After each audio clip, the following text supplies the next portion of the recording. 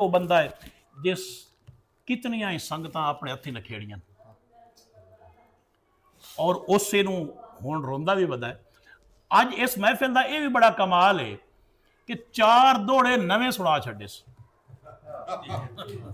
ਬੜਾ ਕਮਾਲ ਹੈ, ਵਰਨਾ 4 ਦੋੜੇ ਨੂੰ ਲਿਖਦਾ 2 ਸਾਲਾਂ ਚ, 1 ਸਾਲ ਹੀ 2 ਦੋੜੇ ਤੇ 4 ਸਾਲਾਂ ਚ 4 ਦੋੜੇ ਲਿਖਦਾ। ਫਿਰ ਇਹ ਤਾਂ ਹੋ ਗਈ ਪੜ੍ਹਾਉਣ ਦੀ ਗੱਲ ਜਾਂ ਸਟਾਈਲ ਦੀ ਗੱਲ।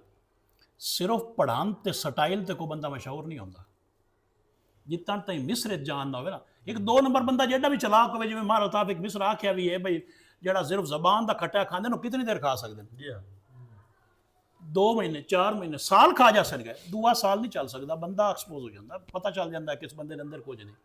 ਜ਼ਬਾਨ ਕਿਤਨ ਤੀ ਚੱਲ ਸਕਦੀ ਜੇ ਅੰਦਰ ਕੁਝ ਨਾ ਹੋਵੇ। ਤਾਂ ਮੈਂ 2-3 ਮਿਸਰੇ ਤੁਹਾਡੇ ਸਾਹਮਣੇ ਪੜ੍ਹਦਾ।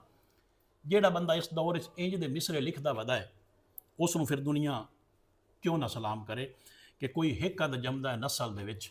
ਤੁਸੀਂ ਵੇਖੋ ਕਿ ਦੋੜੇ ਦਾ ਮਜ਼ਮੂਨ ਦਾ ਰੁਖ ਹੀ ਤਬਦੀਲ ਹੋ ਗਿਆ। ਜਿਹੜਾ ਦੋੜਾ ਆਸ਼ਿਕ ਤੇ ਮਸ਼ੂਕ ਦਾ ਹੁੰਦਾ ਹੈ, ਉਹ ਦੋੜਾ ਸਾਥ 'ਚ ਵੀ ਆ ਗਿਆ, ਡੇਰੇਦਾਰ ਵੀ ਆ ਗਿਆ। ਔਰ ਉਹਦੇ ਪਿੱਛੇ ਜਿਹੜਾ ਅਸਲ ਹੈ ਨਾ, ਉਹਦੇ ਪਿੱਛੇ ਉਸ ਸਾਥ ਦਾ, ਉਸ ਡੇਰੇਦਾਰ ਦਾ ਜ਼ੋਰ ਹੈ। ਜਿਹੜੀ ਉਹ ਬਰਵਾਣਾ ਫੈਮਿਲੀ ਹੈ ਜਾਂ ਉਹ ਸਾਰਾ ਉਹ ਕਲਚਰ ਹੈ, ਇਹ ਸਾਰੇ ਮਿਸਰਾਂ ਦੇ ਪਿੱਛੇ ਜ਼ੋਰ ਉਹ ਹੀ ਹੈ ਕਿ ਕੋਈ ਇੱਕ ਅਦ ਜੰਮਦਾ ਨਸਲ ਦੇ ਵਿੱਚ ਜਿੱਥੇ ਕਰਨ ਸ਼ਰੀਕ ਵੀ ਮਾਣ ਹੈ। ਜਾਂ ਤੁਹਾਨੂੰ ਇੱਕ ਮੌਸੀਕੀਅਤ ਨਾਲ ਭਰਪੂਰ ਦੋੜਾ ਕਹਿੰਦੇ ਨੇ, ਸ਼ੇਰੀਅਤ ਦੋੜੇ 'ਚ ਨਹੀਂ ਹੈ। ਸ਼ੇਰੀਅਤ ਵੇਖੋ ਕਿ ਤੇਰੀ ਦੀਗਰ ਨਾਲ ਦੁਪਾਰ ਮੇਰੇ ਵਧ ਕਰਦੇ ਬੇ ਤਕਿਆਈਆਂ। ਕਿਤਨੀ ਸ਼ੇਰੀਅਤ ਹੈ ਮਿਸਰੇ ਦੇ ਵਿੱਚ। ਜਾਂ ਤੁਸੀਂ ਮਿਸਰਾ ਵੇਖੋ, ਮੈਨੂੰ ਬਹੁਤ ਪਸੰਦ ਹੈ ਕਿ ਅਲਤਾਫ ਇਨ ਰਸ਼ ਬੇਲੋੜਿਆਂ ਦੇ ਬੰਦੇ ਕੰਮ ਦੇ ਖਾ ਗਈਆਂ ਮਿੱਟੀਆਂ। ਇਸ ਤੋਂ ਪਹਿਲੇ यासीन भी गुजरिया, रियाज भी दौड़ गुजरिया, इो जे मिसरे के ही नहीं आए ता दुनिया दीवानी है। बिल्कुल।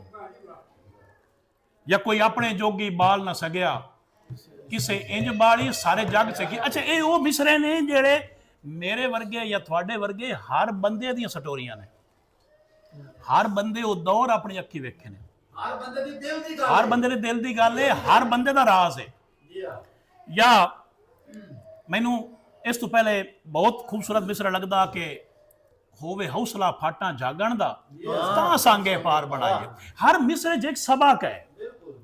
जिवें उस दसिया ना जवाना नूं कि दौड़ा मगरू ना लाओ, उस आप दौड़ा मगरू नहीं लाया। एक मिसरा उस ते मेहनत होई है, उस सबक है तो वह मिसरा शेर बनया है।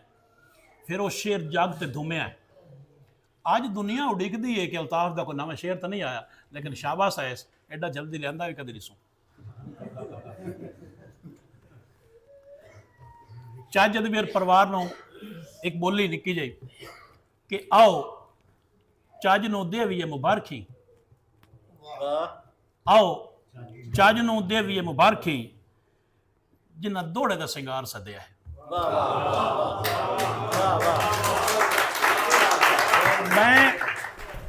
मैं अपने आप नूं खुशकिस्मत शख्स समझदा हाँ जै यासीन ते रियाज नूं वेख्या, भावें दीगर वेख्या है। तो मैं इस लिहाज नाल ज़्यादा खुशकिस्मत हाँ कि मैं अल्ताफ बरवाने दे दौर जींदा पिया। बहुत शुक्रिया।